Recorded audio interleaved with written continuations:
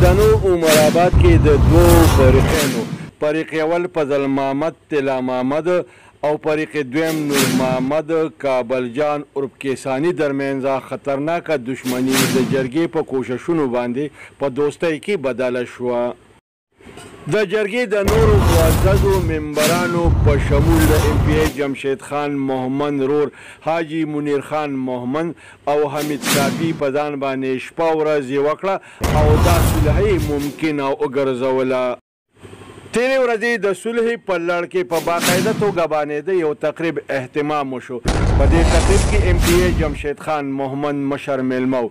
ام پی ای جمشید خان محمد د صلح تقریب ته وینا وکړه او فریقین یو بل ته ورغاړې ایستل.